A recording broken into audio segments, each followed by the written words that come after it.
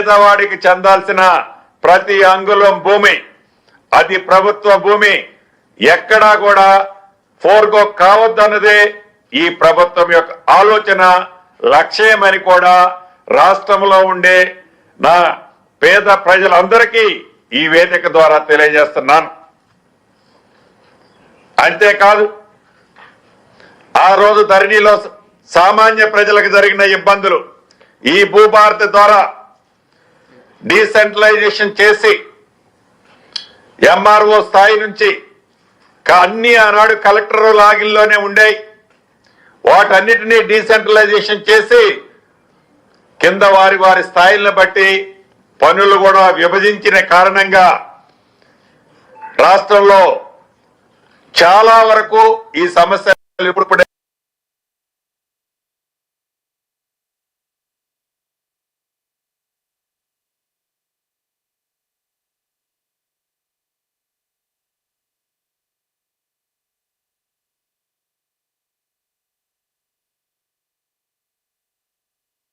మరొక్కసారి నీ వేదిక ద్వారా తెలియజేస్తున్నాను. అంతేకాదు ఈ మధ్య చూశాం ఏదైతే అగ్రికల్చరల్ ల్యాండ్ కి సంబంధించిన రిజిస్ట్రేషన్స్ లో అవకతవకలు జరిగాయని ఈ అవకతవకలు భూభారతి వచ్చిన తర్వాతనే ఆ రిజిస్ట్రేషన్ ఫీజులో ఫ్రాడ్ జరిగిందని ప్రతిపక్షంలోని కొంతమంది ముఖ్యులు అనేక వేదికల మీద అవాక్కులు చవాక్కులు పేలారు. ఒక శాసనసభ్యుడు ప్రతిపక్షంలో ఉండే శాసనసభ్యుడు అంటాడు ₹1,00,000 కోట్లు ఫ్రాడ్ జరిగిందంటాడు. ఇంకొక మాజీ మంత్రి అంటాడు 1000 కోట్లు కాదు 1500 కోట్లు ఫ్రాడ్ జరిగిందంటాడు. ఇంకొక శాసనసభ్యుడు ఇంకొక మాజీ మంత్రి భూములే భూభారతిలో మొత్తం కూడా గోల్మాల్ అయ్యాయని చెప్తాడు.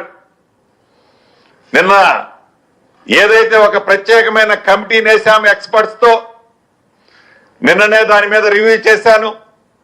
రివ్యూ చేసిన తర్వాత ఏవైతే అవకతవకలు జరిగాయని అంటున్నారో దానికి ప్రధానమైన సూత్రధారులు పాత్రధారులు ఆనాడు ధరణిలో ఉండే లొసుగులే అనేది స్పష్టంగా తెలియటం జరిగింది. అది కూడా ఆనాటి ప్రభుత్వంలోనే మేజర్ డబ్బులు జరిగింది. అది కూడా సుమారు వారన్నట్టు 1000 కోట్లు 1500 కోట్లు కాదు, నాకు తెలిసినంత వరకు నా దగ్గర ఉన్న లెక్క వరకు 3,90,00,000 రూపాయలు. వాటిని కూడా అది తప్పు జరిగిందో వాటి ఎఫ్ఐఆర్ కేసులు రిజిస్టర్ చేశాం. వాళ్ళ మీద ఆల్రెడీ అరెస్ట్ చేశాం మీ సేవ నడిపే వాళ్ళని. అటువంటి కూడా భవిష్యత్తులో ఎక్కడైతే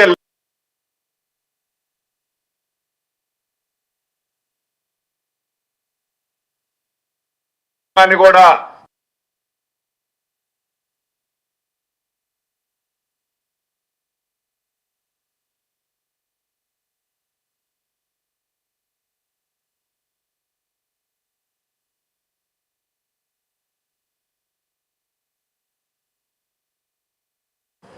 ఈ సిద్దిపేట సిరిసిల్ల రిపోర్ట్లతో పాటు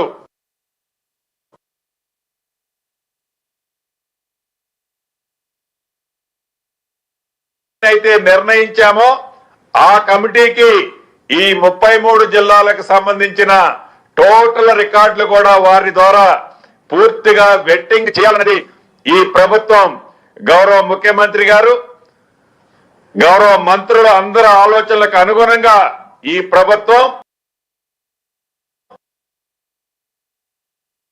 పక్షాన